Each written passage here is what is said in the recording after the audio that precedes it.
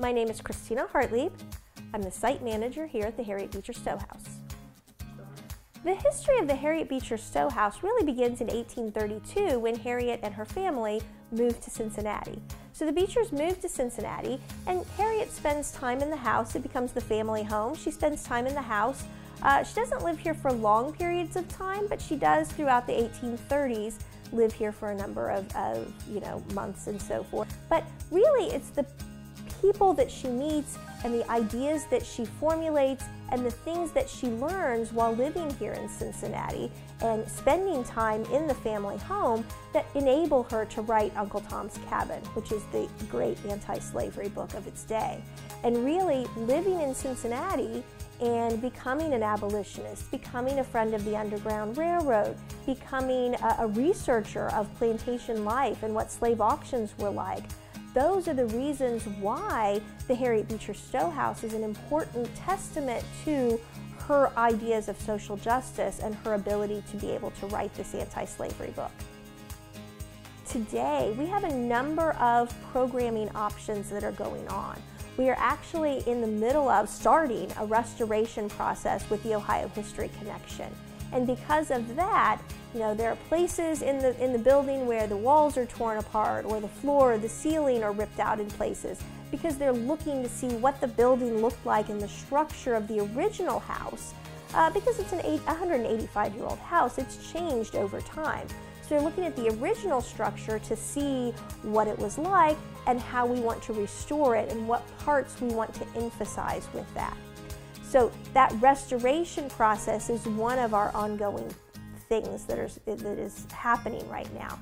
But we also do, we're open as a museum on the weekends, Friday, Saturday, and Sunday.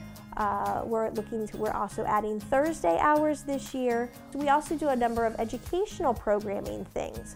We have group tours for students, and we also do our outreach programs in schools itself. We work with the local public school system, and we work with Spencer Academy and the Frederick Douglass School here in the neighborhood, and then other schools as well. The Harriet Beecher Stowe House really reflects the history of Cincinnati and reflects the history here in Walnut Hills at a number of different levels. Because of the events that took place in the 1830s at the Lane Seminary, there were a series of debates about abolition. So the Harriet Beecher Stowe House is kind of a symbol of that abolitionist movement that started here in Cincinnati in the 1830s. It also had a history beyond just the Beecher years. So the Beecher Stowe House itself has carried on a tradition of, what I would call a modern day abolitionism and a modern day take on social justice issues. So for example, in the 1920s, in the late 1920s, the area here in Walnut Hills was a prominent black business district, and the house itself had become a boarding house. So in the 1930s, it was a boarding house. It was also listed as a tavern in what's called the Green Motorist Guide.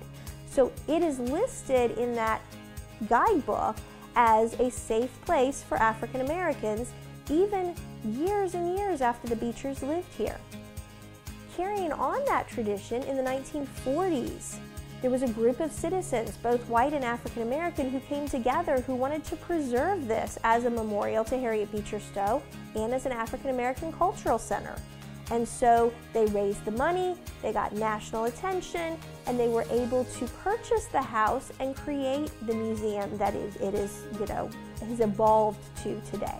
The house itself, as a historic house museum, sometimes we think of that kind of as a dying breed or not as exciting and not what young people want to visit or learn about. But in reality, it's kind of a transformative place. And as the neighborhood of Walnut Hills revitalizes itself, we're also undergoing a revitalization and a way to, kind of move the ideas of social justice into today's world. So we look at the legacy of Harriet Beecher Stowe and we say, well, how can we make connections with today's world? How can we talk about those same social justice issues that she was very adamant about making adjustments to, that she wanted to let people know what was going on and how they could change their world? And that's the kind of thing that we need to continue to do in historic house museums like this, is to be able to carry on that conversation both in the revitalizing neighborhood around us and with visitors from everywhere.